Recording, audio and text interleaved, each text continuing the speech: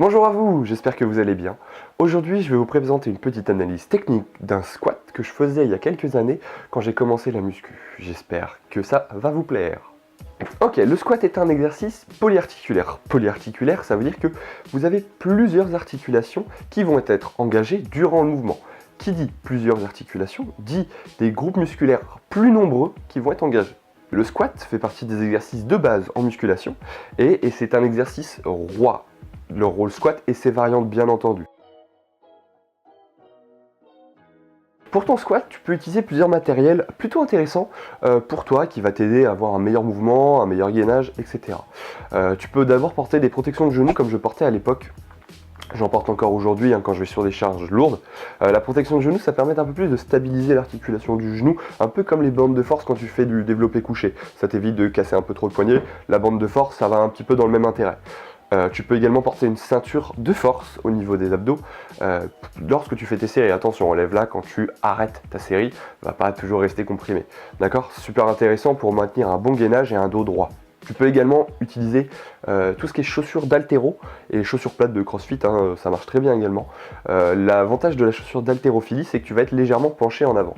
Le fait d'être légèrement penché en avant permettra une meilleure mobilité de cheville, te permettra d'avoir un genou qui avance un tout petit peu plus lors de ton mouvement, ce qui va préserver un petit peu plus ton dos pour cette rotation, cette rétroversion du bassin. C'est pour ça que les chaussures d'haltéro sont sympas à utiliser. Première partie, sur le mouvement. Tu vois un petit peu sur la vidéo que j'ai une mauvaise amplitude, en tout cas mauvaise, pas aussi bien qu'on pourrait le faire. Je m'arrête un petit peu en dessous des 90 degrés, un petit peu au-dessus pardon des 90 degrés. Ce qui fait que je n'ai pas une amplitude suffisante pour ce squat. Après, on a tous une mobilité différente au fil du temps. Moi j'ai amélioré cette mobilité, toi je ne sais pas à quel niveau tu en es, tu ne peux peut-être pas descendre tout en bas à cause de cette rétroversion trop importante au niveau de ton bassin. Donc arrête-toi à une amplitude suffisante, 90 degrés, ça peut suffire. Casse un petit peu la parallèle quand même et remonte. Voilà, ça te permettra d'avoir un meilleur recrutement de toutes les fibres de ton muscle. Tu vas voir aussi sur cette vidéo que j'ai un déséquilibre de droite et gauche. J'ai une tendance à être un petit peu penché à gauche, ce qui fait que je dois pousser un peu plus pour me rééquilibrer.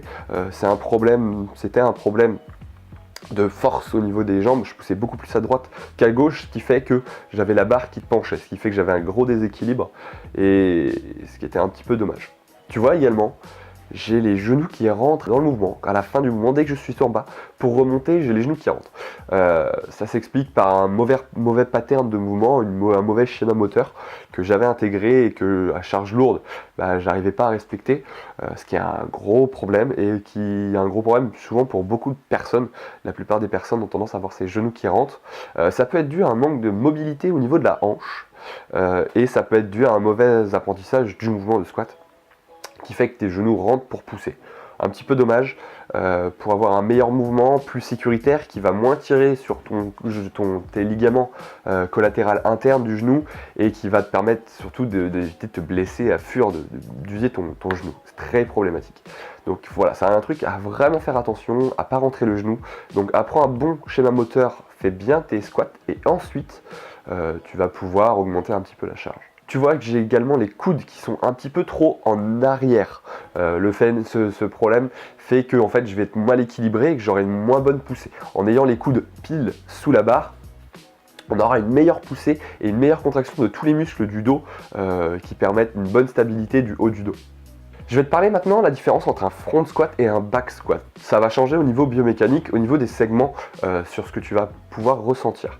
Si tu as une prédominance déjà sur un back squat, si tu as une prédominance déjà des fessiers, je te conseille de passer en front squat. Ça te permettra de cibler un petit peu plus les quadriceps. Par contre, si tu sens un petit peu plus tes quadriceps quand tu fais du squat, n'hésite pas à rester en back et même utiliser le hack squat qui te permettra de sentir un tout petit peu plus tes fessiers. Attention, je vais te parler de quelque chose un petit peu différent, c'est ta longueur des fémurs. La longueur du fémur va différencier si tu sentiras plus ton en front qu'en back. Quelqu'un qui a un fémur assez long va généralement avoir du mal à faire un squat dû à sa longueur segmentaire et donc aura tout le temps les fesses beaucoup plus poussées en arrière et donc un recrutement des fessiers également important. C'est pour ça qu'il faut varier selon ton anatomie. Essaye au niveau des machines, le hack squat est plutôt pas mal, à la barre guidée, avec les pieds un peu plus avancés que par rapport à la verticalité, des choses comme ça qui pourront t'apporter un meilleur recrutement de tes quads et surtout moins d'angle pour pas trop tirer sur ton dos. Sur du back, il y a également deux méthodes. Il y a la technique de la low bar et la technique de la barre normale. La barre normale, tu vas la trouver au niveau des trapèzes, juste derrière, en dessous de la nuque. Tu vas avoir le back en low bar, qui va faire que tu vas mettre la barre beaucoup plus bas. C'est ce qui va faire que tu vas avoir un angle au niveau de la hanche beaucoup plus petit. Ce qui fait que tu es plus petit, donc tu vas avoir un recrutement des fessiers beaucoup plus important, vu que tu vas avoir les fesses un petit peu plus en arrière, même avec une bonne avancée du genou.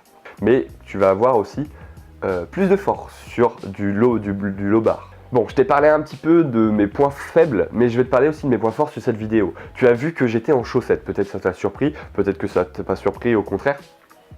Les chaussettes vont te permettre en fait déjà de réduire le déséquilibre que met une semelle quand elle porte une chaussure. Quand tu vas porter une chaussure, la semelle c'est pas dur, ça va être mou, tu vas avoir aussi un peu le talon surélevé. Ce qui va faire qu'en fait, ton mouvement ne sera pas forcément agréable, tu vas avoir un manque de stabilité au niveau de tes pieds et donc avoir un manque de force. Ce qui va être bien avec les chaussettes, c'est qu'en fait, t'as pas ce déséquilibre de la semelle. Tu vas avoir également une meilleure stabilité et un meilleur équilibre. Ok, j'espère que cette petite vidéo t'aura plu. Je te laisse mettre en commentaire ce qui ne va pas chez toi quand tu fais du squat et à la prochaine.